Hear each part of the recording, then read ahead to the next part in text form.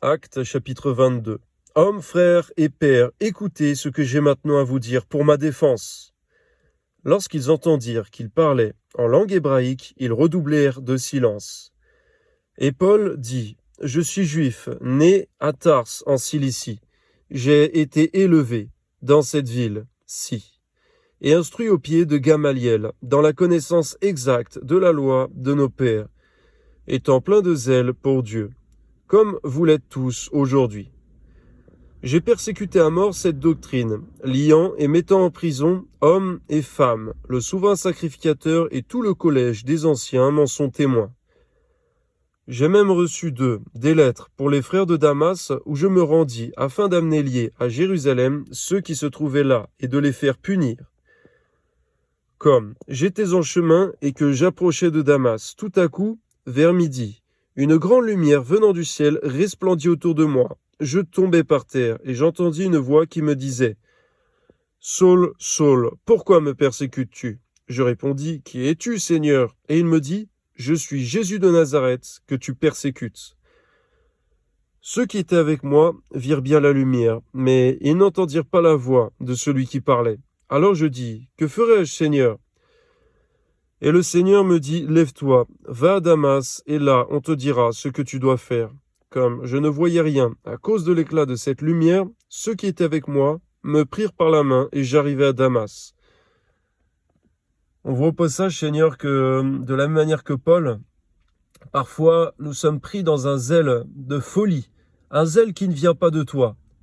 Et il n'y a que toi qui peux nous arrêter parfois dans notre démarche meurtrière, dans notre démarche folle. Garde-nous d'être comme un âne sauvage, comme quelqu'un, Seigneur, qui ne sait pas réfléchir droitement, comme quelqu'un qui fonce, mais dans une direction de mort, une direction de perdition. Parce que si ce n'était pas toi qui l'arrêtais sur ce chemin de perdition où il était, eh bien, ça allait être le séjour des morts qui allait l'arrêter. Mais ça allait être définitif pour lui. Mais je te remercie parce que ta compassion s'est étendue sur Saul, à l'époque qui est devenu l'apôtre Paul.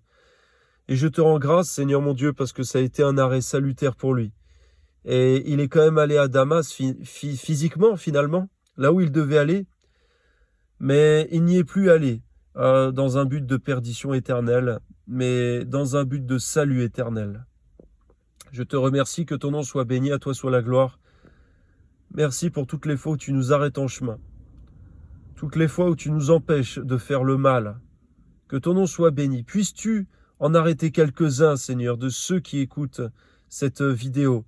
Puisses-tu en arrêter quelques-uns qui seraient sur un chemin, une voie de perdition, qui seraient dans un zèle débordant, un zèle fou, mais sans toi.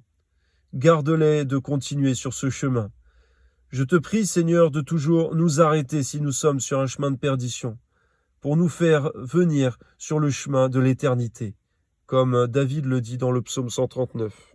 À toi soit la gloire, Seigneur, au nom de Jésus. Amen.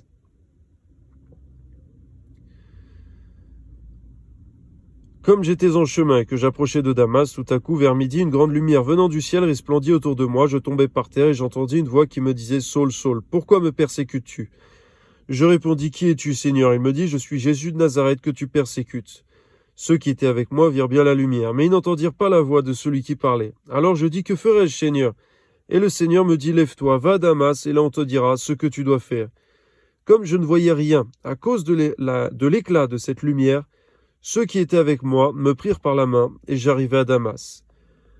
Or, un nommé Ananias, homme pieux, selon la loi, de qui tous les Juifs demeurant à Damas rendaient un bon témoignage, vint se présenter à moi et me dit « Saul, mon frère, recouvre la vue. » Au même instant, je recouvrais la vue et je regardais. Merci parce que d'une part, Ananias avait été envoyé par toi, et d'une autre part,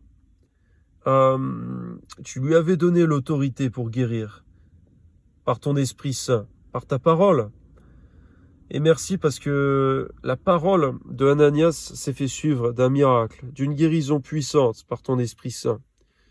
Que nous aussi, nos paroles puissent se suivre de guérisons miraculeuses, d'accomplissements, de prodiges, par ton onction, par ta parole, par ton Esprit. Au nom de Jésus. Amen. Il dit, le Dieu de nos pères t'a destiné à connaître sa volonté, à voir le juste et à entendre les paroles de sa bouche, car tu lui serviras de témoin auprès de tous les hommes des choses que tu as vues et entendues. Et maintenant, que tardes-tu? Lève-toi, sois baptisé et lavé de tes péchés en invoquant le nom du Seigneur. C'est vrai pour celui qui a été visité par toi, celui qui a été touché par toi, n'a aucun temps à perdre. Il doit se faire baptiser d'eau, du Saint-Esprit, et accomplir ton œuvre, annoncer le nom de Jésus. Et bien sûr, se solidifier, se bétonner dans la foi, par l'étude approfondie de ta parole, par la communion fraternelle, par l'annonce de l'Évangile. Que ton nom soit béni, à toi soit toute la gloire, Seigneur. Tu es celui qui envoie, et personne ne retiendra. Amen. De retour à Jérusalem, comme je priais dans le temple, je fus ravi en extase. Et je vis le Seigneur qui me disait, hâte-toi et sors promptement de Jérusalem, parce qu'ils ne recevront pas ton témoignage sur moi. Et je dis, Seigneur, ils savent eux-mêmes que je faisais mettre en prison et battre de verge dans les synagogues ceux qui croyaient en toi. Et que lorsqu'on répandit le sang d'Étienne, ton témoin, j'étais moi-même présent, joignant mon approbation à ceux des autres, et gardant les vêtements de ceux qui les faisaient mourir. Alors il me dit, va, je t'enverrai au loin, vers les nations. Ils écoutèrent jusqu'à cette parole, mais alors ils élevèrent la voix, disant, ôte de la terre un pareil homme, il n'est pas digne de vivre. Et ils poussaient des cris, jetant leurs vêtements, lançant de la poussière en l'air. Le tribun commanda de faire entrer Paul dans la forteresse et de lui donner la question par le fouet, afin de savoir pour quel motif il criait ainsi contre lui. Garde-nous, Seigneur, d'exposer au fouet trop rapidement les gens. Car on voit que Paul a été exposé au fouet lorsqu'il n'était aucunement coupable. C'était faussement qu'on l'accusait. C'était par confusion qu'il était accusé. Cette confusion venait-elle du diable? Venait-elle de toi, Seigneur? Toutefois, il y avait une grande confusion dans ce peuple. Et plus tard, il a eu du regret d'avoir exposé Paul au fouet. Garde-nous d'exposer trop vite les gens, donc au jugement. Parce que parfois, il n'y a aucun lieu de juger quelqu'un. Parfois même, il est ton serviteur. Et on commettrait un péché en exposant une personne au fouet, ou à la critique, ou au jugement. Donne-nous donc de toujours chercher ta face, d'être sage, de sonder, même les personnes qui sont mises en accusation.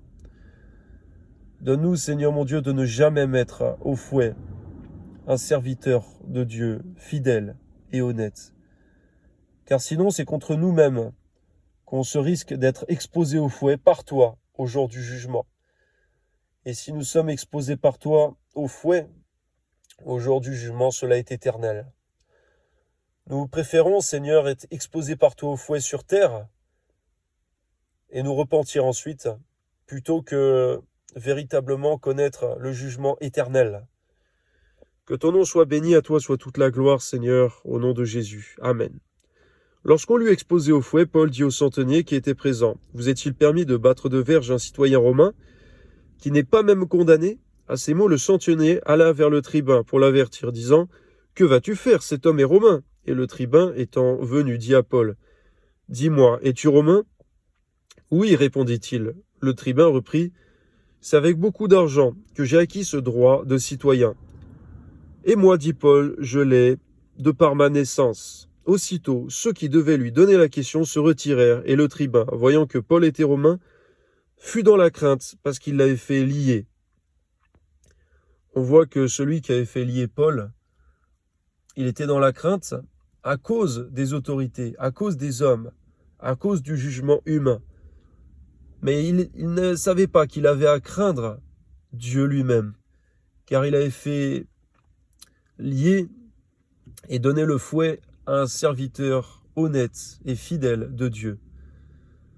On voit, Seigneur, que cet homme ne savait pas que non seulement il devait se faire tout petit devant les hommes, mais aussi devant toi, et se repentir sincèrement, et se convertir à Christ véritablement.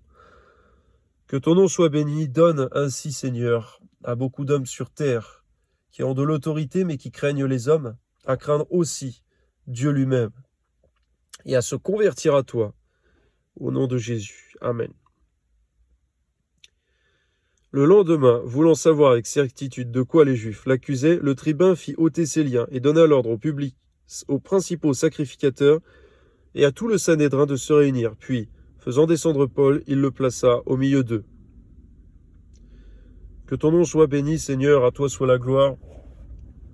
Pour adresser une prière à l'issue de la lecture de ce chapitre 22 des Actes des Apôtres et des Actes du Saint-Esprit, véritablement, Seigneur, nous voudrions te supplier que tu nous aides, même lorsque nous sommes battus, lorsque nous sommes punis, châtiés à cause de notre foi, soit parce que nous témoignons comme Paul en public et que nous sommes moqués, et que nous sommes peut-être même battus, frappés, moqués, humiliés pour notre foi, pour notre témoignage de Jésus-Christ.